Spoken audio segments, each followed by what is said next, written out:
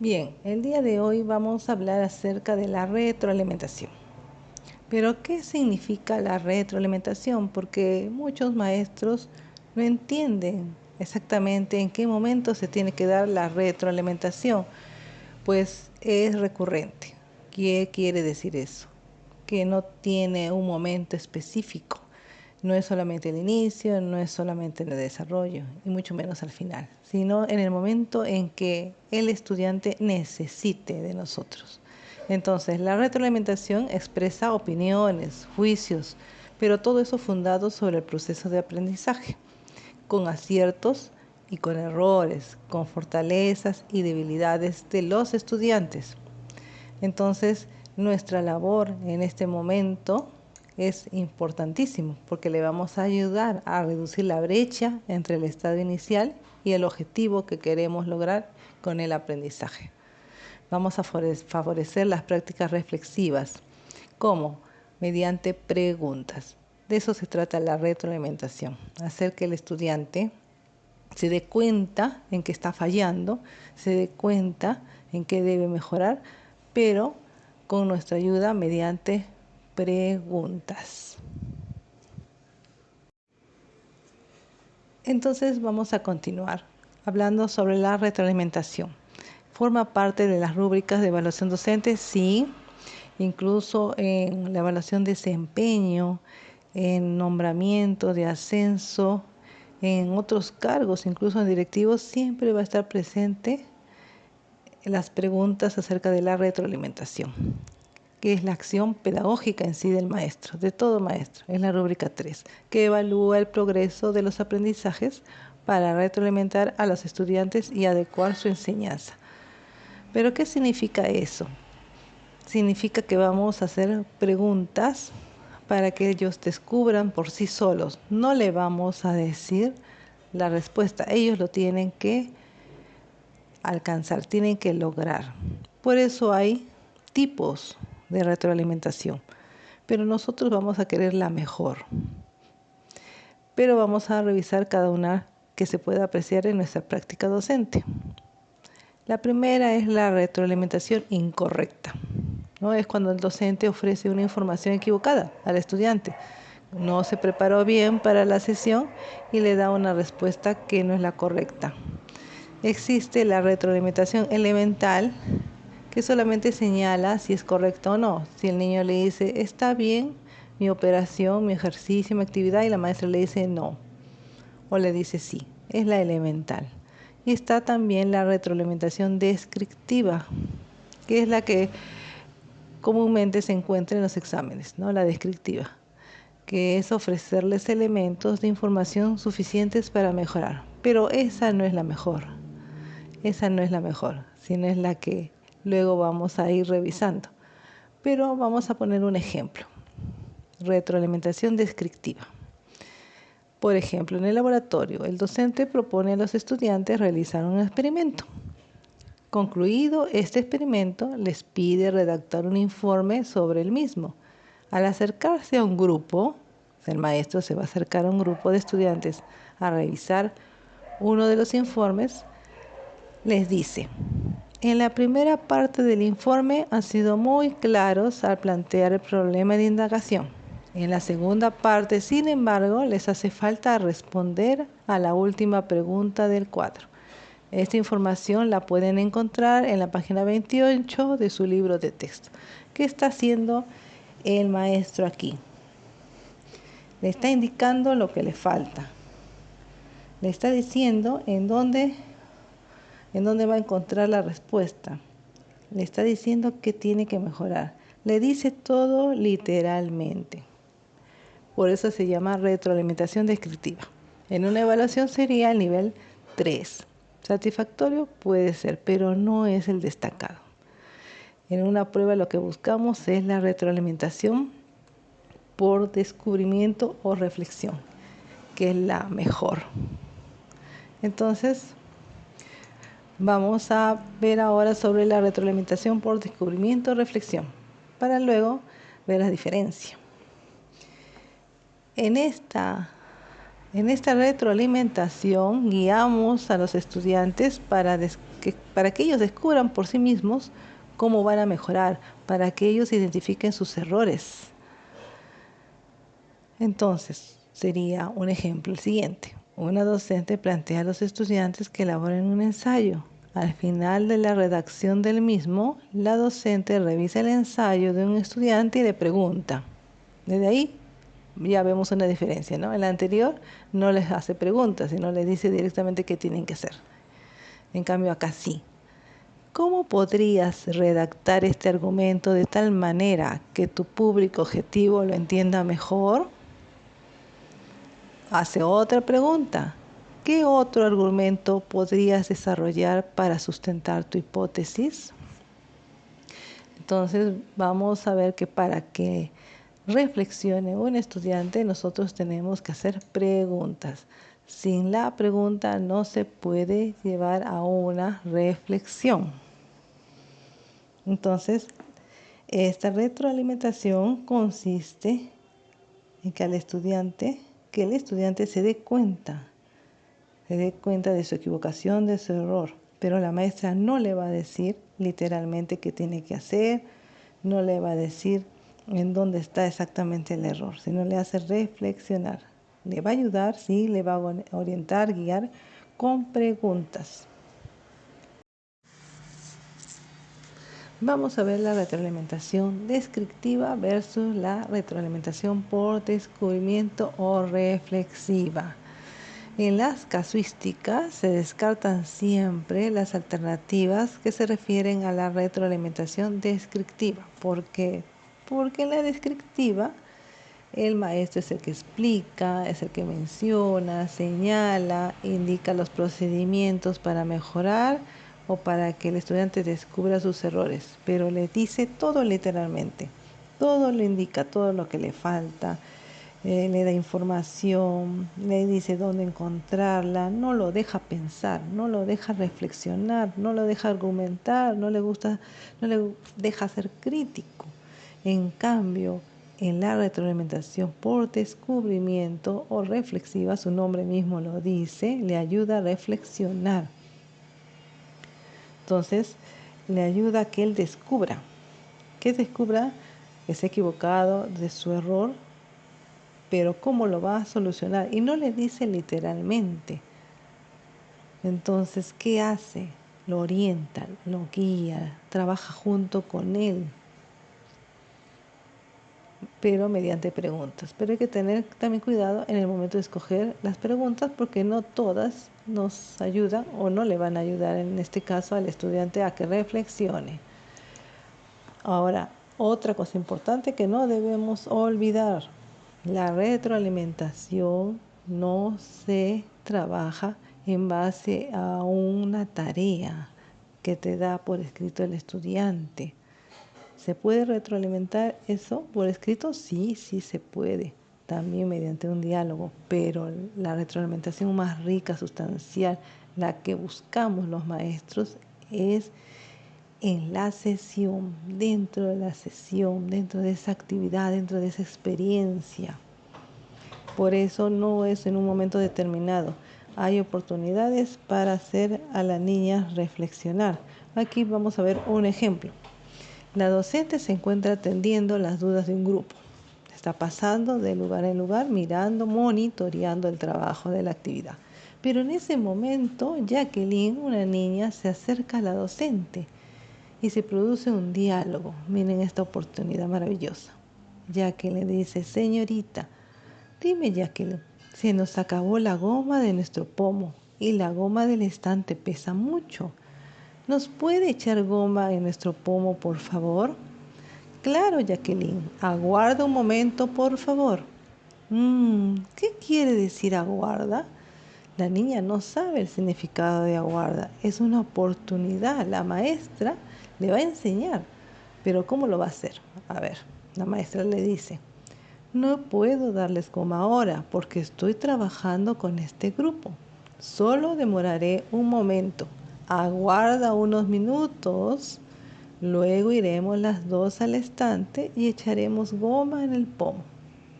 Ah, ya, tengo que esperar. ¿Qué pasó? Llegó a aprender el significado de aguardar. A ver, ¿qué piensan ustedes, las que me están escuchando? Sí, ¿verdad? Porque la maestra ha hecho una retroalimentación. Así, sencillamente, en este momento ha hecho una retroalimentación. ¿Le ha dicho exactamente el significado de la palabra aguardar? No, literalmente no le ha dicho. Ha utilizado en el diálogo, en su respuesta, ha utilizado para que deduzca. La niña ha deducido. No le ha dicho literalmente, tienes que esperar. Eso significa tienes que esperar. Si la maestra le hubiera dicho, ¿sabes qué? Aguarda significa que tienes que esperar. ¿Qué retroalimentación hubiera sido? ¿Reflexiva? No, claro que no. Hubiera sido solo descriptiva. Pero esta vez la maestra inteligentemente aprovechó esta oportunidad para enseñarle a la niña. Entonces, ¿cómo se da? ¿Cómo se logra? La misma niña se da cuenta y produce su propio aprendizaje, ¿no? Un procedimiento correcto de la maestra. Muy bien, maestra. Y así vamos luego a ver otro ejemplo. Dice, un estudiante tuvo errores al resolver una situación problemática con números decimales. La docente desea brindarle retroalimentación sobre su desempeño. O sea, aquí es otra forma. Ya no es mediante un diálogo, sino que el estudiante ya realizó una situación problemática con números decimales y ha tenido errores. Entonces le quiere retroalimentar, ¿no? Pero teniendo en cuenta un enfoque constructivista. Entonces, ¿cuál de las siguientes alternativas es pertinente para lograr este propósito? Mira, lo he sacado de una pregunta muy interesante de un examen del Ministerio de Educación, para que podamos ver. La alternativa A, la maestra va a señalarle amablemente cada uno de sus errores cometidos en la resolución del problema y luego pedirle que resuelva autónomamente un problema de similar estructura con otras cantidades. ¿Qué retroalimentación será en esta alternativa? A ver, la maestra va a señalarle. ¿Será reflexiva? No, es descriptiva porque le está señalando todos los errores, no lo está dejando que lo descubra. La B, plantearle preguntas para que explique el proceso que siguió al resolver el problema. A ver, plantearle preguntas, ¿será correcto? Sí, porque le está haciendo pensar, le va a hacer preguntas correctas para que le explique. Entonces no solamente le va a hacer preguntas, sino le está pidiendo que él explique, muy bueno, que explique el proceso, cómo lo hizo, cómo lo logró, cómo resolvió, para que él en el momento que va recordando cómo lo hizo, se vaya dando cuenta de sus errores. Y luego la maestra lo va a ayudar, porque sí lo puede ayudar. Y lo va a ayudar brindándole herramientas, estrategias de solución de la mano con él. Entonces, esta alternativa, esta letra B será retroalimentación por descubrimiento. Ahora, la C, pedirle a un compañero que si haya resuelto el problema, le explique cómo resolverlo para que copie el procedimiento. ¿Será correcto esta estrategia que la maestra hará? No, no será correcto, primero porque va a copiar. Luego le va a explicar, no lo va a hacer solo él, le va a explicar al compañero cómo lo tiene que hacer y luego lo va a copiar. Entonces sería mal esta decisión. Y por último, la de preservar su autoestima. La maestra dice, bueno, no, por su autoestima mejor no le digo nada y evito decirle que se equivocó. No lo va a ayudar, ¿no? Entonces esto no es una retroalimentación porque no le va a ayudar en nada. Entonces, ¿cuál sería la alternativa correcta? Ya la hemos visto, sería la letra B. Qué interesante es la retroalimentación. para nuestra práctica diaria. Vamos a pasar a otro ejemplo de retroalimentación. Entonces, maestros, nos estamos dando cuenta que es muy interesante saber retroalimentar, ¿verdad? Claro, hemos visto que existen varias clases de retroalimentación, pero vamos a enfocarnos a la descriptiva y la reflexiva, la mejor de todas, el nivel más alto que podemos alcanzar con nuestros estudiantes para que vaya de la mano con la rúbrica número 2, es la reflexiva, porque van a razonar. Entonces vamos a seguir con otro ejemplo. Dice, los niños y la docente del aula de 5 años van a elegir a una niña o un niño del aula para que los representen en una reunión con la directora de la institución. Luego de dialogar sobre quién podía representarlos, los niños proponen a Ana y a Juan y se realiza la votación levantando la mano. La docente cuenta los votos y escribe en la pizarra el resultado. Ana, 9 votos y Juan, 7 votos. Entonces la docente pregunta, ¿quién obtuvo más votos? Samuel se apresura a responder. Juan, dice, Juan obtuvo más votos. Y la docente le pregunta, a ver, Samuel, ¿cómo sabes que 7 es más que 9? Samuel comienza a contar con los dedos de su mano y no logra hacer la comparación. Al verlo, la docente le dice, coloca las 7 chapitas que son los votos de Juan, una al lado de otra, y debajo de cada chapita coloca una por una las 9 chapitas de los votos de Ana. Y Samuel lo hace así, como está en la imagen, ¿no?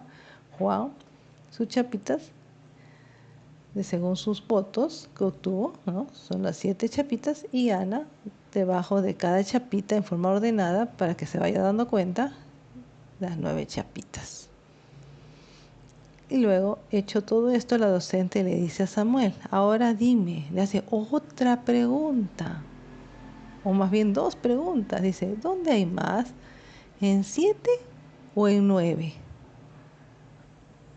Si se dan cuenta, no le dice de frente cuando Manuel le dice, ganó Juan. Y no, la maestra no le va a decir, sabes que te equivocas, no ganó Juan, ganó Ana. No, sino comienza a hacer la retroalimentación. Le va a ayudar, porque eso es la retroalimentación. En ese momento ayudarlo para que se dé cuenta él solito de su error. Por eso le hace esas preguntas. Qué interesante. Entonces ahí es cuando Manuel se va a dar cuenta. No, señorita, Ana es la que tuvo más puntos. Tiene 9 votos.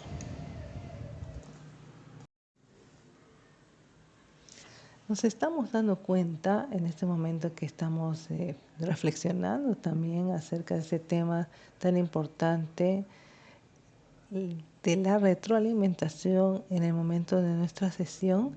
Estamos dando cuenta que muchas veces pensábamos que no podíamos retroalimentar a estudiantes que tenían problemas de atención, que tenían problemas de aprendizaje de repente. No es un problema. La retroalimentación se da para todos, porque las preguntas van a cambiar dependiendo la situación de cada estudiante. Las preguntas van a ser diferentes, pero todas ellas, la maestra que conoce a sus niños, todas esas preguntas les van a ayudar a darse cuenta, a mejorar. Entonces aquí vemos otro ejemplo.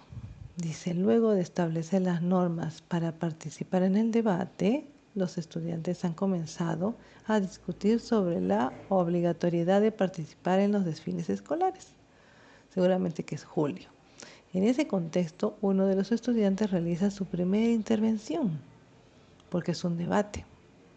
Dice, yo creo que los desfiles escolares no nos sirven de nada, porque ninguno quiere ser un militar, dice, ¿no?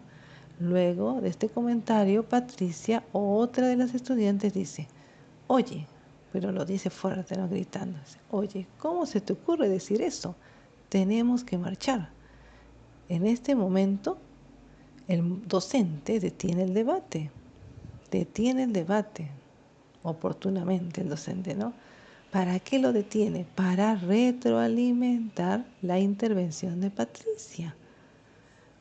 ¿Cuál de las siguientes estrategias es adecuada para conseguir su propósito? ¿Cuál es el propósito? También es una pregunta de un examen. Es un caso, ¿no?, que nos puede ocurrir en el aula. Eso es lo interesante, porque son reales, son casos reales. Entonces, como se da cuenta la docente que Patricia ha actuado de una forma con su compañero, tiene que retroalimentar, tiene que darse cuenta ella de lo que ha pasado. Entonces, alternativa A: preguntarle si al emplear ese tono de voz está mostrando respeto hacia su interlocutor, o sea, hacia su compañero, y si puede proponer argumentos para sostener su posición. O B: mencionarle que ha sabido usar bien su tono de voz para expresar su posición, pero que debe de tratar de dar argumentos para fundamentarla. O si no, la C: decirle que su argumentación es convincente, pero que debería usar un tono de voz más adecuado para participar en el debate del aula. Y por último, señalarle que su argumentación es adecuada y que su participación enérgica ayuda a enfatizar su idea. ¿Cuál será lo correcto? O mejor dicho, ¿cuál es la estrategia más adecuada para retroalimentar a Patricia? Será preguntarle, mencionarle, decirle, señalarle. Ya sabemos, ¿no? La retroalimentación por reflexión. ¿Cómo sería la reflexión? Para que ella misma se dé cuenta. Sería señalarle, la última que dice señalarle que su argumentación es adecuada. No, porque su participación, su argumentación no es la correcta, ya sabemos que no, pero no podemos decirle directamente. No, entonces no puede ser la D. Decirle que su argumentación es convincente tampoco, porque ya le estamos diciendo, ¿no?, subjetivamente qué es lo que pensamos. Mencionarle que ha sabido usar bien su tono de voz, ha gritado, tampoco. Y la primera alternativa que dice preguntarle si al emplear ese tono de voz está mostrando respeto, ¿no?, y puede argumentar, proponer argumentos.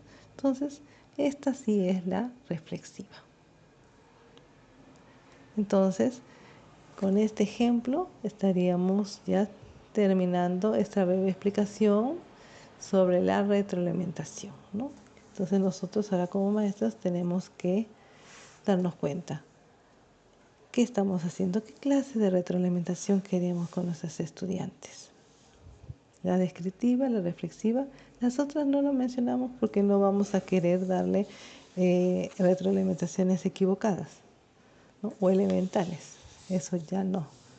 Eso ya no, para fantásticos maestros, no. Estamos entre la descriptiva y la reflexiva, nada más. Pero la que tenemos que buscar alcanzar es la reflexión. La reflexión.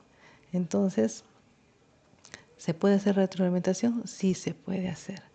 La niña puede ser una niña con dificultades de salud, faltar al colegio, pero eso no va a impedir hacer una retroalimentación cuando ya está presente. La niña puede ser inquieta, pues las preguntas tendrán que ser de una manera para llamar también su interés. ¿Es un reto? Sí, es un reto. Bueno, la educación, la enseñanza es un reto, cierto, pero podemos lograr grandes cosas con las niñas. Muy bien, entonces nos encontramos en otro video con otro tema interesante para que nos ayudemos mutuamente a crecer como maestros. Bendiciones.